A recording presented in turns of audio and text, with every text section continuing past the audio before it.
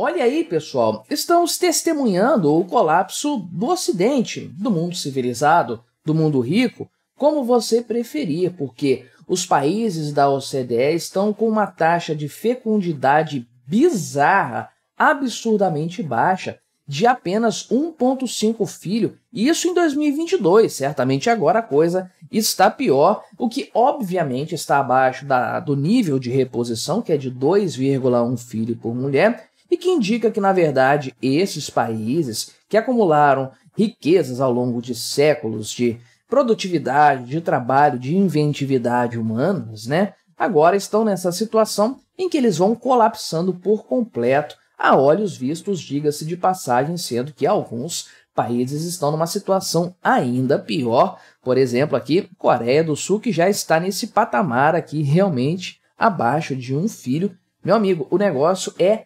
assustador e o Brasil não está muito longe dessa história não, tá? Eu vou explicar esse ponto aqui, inclusive. Vamos conversar então sobre esse tema, mas antes não se esqueça, deixe o seu like, o seu comentário neste vídeo, se inscreva no meu canal se você ainda não for inscrito, considere se tornar membro patrocinador do meu trabalho, com valores a partir de R$ 1,99 por mês. Você me ajuda bastante dessa forma, pode ter certeza disso, né? Então, olha o quanto caiu a média desses países de 1960 para cá. Naquela época, na década de 60, esse patamar estava em 3,3. Isso aqui é a quantidade de filhos por mulher. Então você pega o total de mulheres ali no país e você faz a conta aí da vida, né? Quantos filhos elas vão ter durante a vida dela e você chega nesse patamar, portanto, né? E olha só a situação, estava em 3,3. Isso aqui é um número interessante, representa aumento da população, o que é positivo, né? Já adianto o meu ponto nessa história, o crescimento da população humana é positivo. Porque esse número 2,1 é escolhido como um número de equilíbrio, né? O nível de reposição, você mantém a população num patamar estável. Porque para fazer um filho, claro, tem que ter um homem e uma mulher. Imagine aí um casal, né? Marido e mulher, e eles têm 2 filhos. Então, eles fizeram a reposição da sua quantidade de contribuição para a quantidade de pessoas no mundo, vamos colocar assim. Quando eles morrerem, eles terão deixado 2 pessoas no lugar, equilibra a população.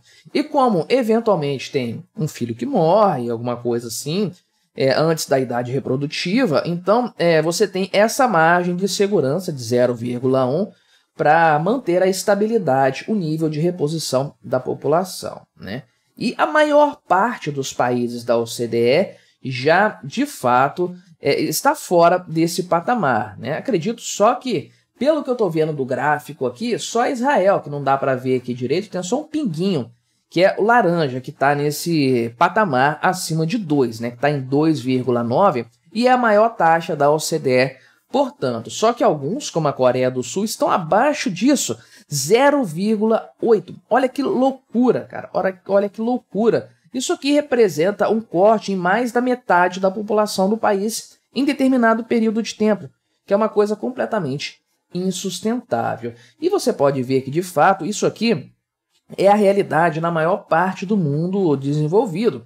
Veja aqui, por exemplo, que mesmo os Estados Unidos, com todas as suas peculiaridades, um país muito rico, mas com peculiaridades muito mais diverso do que uma Europa, por exemplo, veja que ele está abaixo da faixa de reposição também, e até mesmo o México, engraçado, a América Latina, né, já está abaixo dessa faixa aí. O mesmo se aplica à Austrália, Nova Zelândia, e aqui na Europa a situação é muito mais preocupante, porque eles já estão nesse tom aqui, desse azul um pouco mais escuro, ou seja, né, estão abaixo de 1,5 filho por mulher. Isso é um cenário já desesperador, e a grande verdade é que vários países estão tentando lidar com esse problema. O Japão tem feito coisas nesse sentido, a própria Coreia também, mas é difícil reverter esse cenário. Então você pode ver aqui, né, que alguns países como Itália e Espanha estão condenados a desaparecer, tão piores do que o Japão, uma coisa assim impressionante de fato. A própria Grécia, um país que está muito envelhecido já, mas agora eu falei aqui chutando, né? Tem um gráfico bonitinho para mostrar os números, mas nenhum país além de Israel está com uma média aqui, uma faixa acima de 2, acima da taxa de reposição. O mundo desenvolvido está morrendo, está encolhendo, isso aqui é preocupante. Agora o Brasil não está muito melhor que isso não. Eu acho que ele está na faixa ainda dentro da reposição aqui, do nível de reposição, só que a coisa é um pouco mais problemática do que parece. Isso se aplica também a esses outros países aqui, tá? Que estão com uma taxa muito baixa, só que pensando assim de forma genérica, qualquer pessoa a mais no país ajuda na economia. É natural isso aí, essa pessoa vai consumir, vai gerar alguma coisa e tudo mais. Só que, inclusive, dadas as características desse mundo desenvolvido mesmo, que está tomado pelo estado de bem-estar social, você tem uma situação em que a população está dividida entre produtores e recebedores, aqueles que sobrevivem de benesses estatais. E pensando no caso do Brasil, a população ainda está na faixa de reposição, embora ela tenha encolhido já. Já estamos nesse cenário de encolhimento da população, mas ainda há um crescimento. O pessoal fala, bom, o Brasil está num patamar interessante e tudo mais.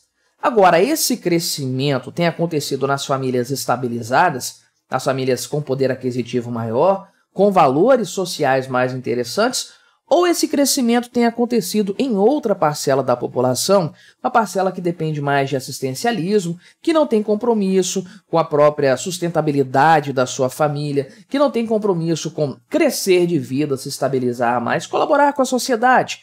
Pois é, o que a gente vê é que alguns lugares lá, nos sertões, né, nesses povoados do Nordeste, nas favelas, em comunidades mais carentes, em regiões mais pobres, é lá, nesses lugares, que a população brasileira ainda cresce. Você tem lá mulher que com 30 anos já teve 6 filhos, provavelmente um de cada homem diferente aí e tudo mais, não tem uma estabilidade familiar, portanto, e não raras vezes com 30 anos já é avó, inclusive, né, se bobear. E você tem esse cenário, então, onde há esse crescimento populacional nessas áreas, nesses setores que não são produtores, não estão aumentando a quantidade de riqueza. Ok, todo mundo é, no final das contas, em algum grau, produtor econômico, consome e tudo mais, só que não é. Você não pensa nessa parcela da população como quem vai fazer a coisa acontecer, porque esse povo, essa turma, já está dependente do Estado nesse momento. Sem o Estado dando esmola, esse pessoal iria passar fome. E aí, estamos aí em quantas gerações, sei lá, porque essas gerações são tão curtinhas, né? Quantas gerações de pessoas sobrevivendo à base do Estado. Não há cultura do trabalho, não há cultura do autoaperfeiçoamento, de caminhar com as próprias pernas. Há a cultura do depender do Estado e engravidou, corre atrás do Bolsa Família, do Vale Gás e de qualquer outra coisa desse tipo. Então, para pensar. O crescimento populacional no Brasil, em grande parte, se concentra em locais mais pobres, menos estruturados e em populações que dependem mais do Estado para sobreviver. Isso não acontece só no Brasil. Se você pensa na Europa, quem está dando algum grau de crescimento para a Europa ainda não é o europeu padrão. Tem o imigrante, tem o muçulmano e vários outros grupos que acabam, o dependente do Estado também, esses grupos acabam levantando esse número, mas isso não é sustentável, não tem como um país sobreviver tendo mais gente recebendo do que gente pagando, do que gente aumentando o bolo, né? Isso se aplica também aos Estados Unidos, que dependem muito de imigrantes e dessas populações, do crescimento dessas populações de imigrantes para ainda ter algum crescimento populacional. Isso aqui é uma tragédia sob todos os aspectos e todos os países já perceberam isso.